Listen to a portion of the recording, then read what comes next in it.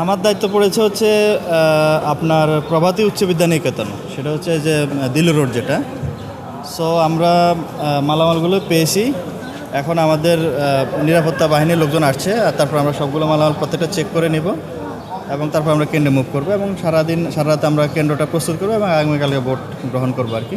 না, আমি কোনো সংখ্যা দেখছি না এখন পর্যন্ত। এবং হচ্ছে আমাদের নিরাপত্তা বেষ্টনীটা এমনভাবে করা হয়েছে, বিশেষ করে আপনার প্রত্যেকটা কেন্দ্রে সিসিটিভি ক্যামেরা আছে, আমাদের পর্যাপ্ত আনসার বাহিনী আছে, পুলিশ বাহিনী আছে, এর বাইরে আমাদের স্ট্রাইকিং ফোর্স আছে।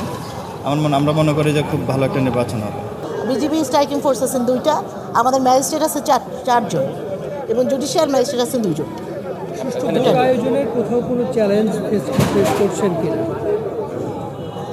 এখন পর্যন্ত আমি বুঝছি না, কারণ আমাদের 12 আসনের পরিস্থিতি আল্লাহর রহমতে অনেক ভালো। আমরা এখনও কোনো চ্যালেঞ্জের সম্মুখীন হইনি।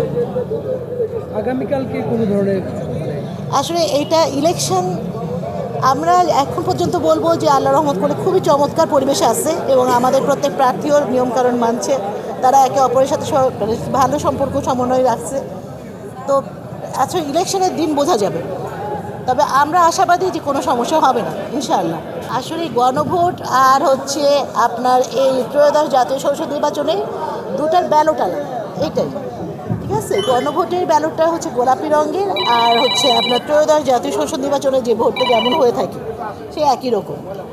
আপনাদের এখানে 12 আসনে আমার 15 জন প্রার্থী আছে, যার কারণে আমাদের ব্যালটের পরিমাণটা বেশি হয়েছে, বড় হয়েছে ব্যালটটা, যেহেতু 15 জন প্রার্থী। হ্যাঁ, এখন 15 জন প্রার্থীর প্রতীক আছে।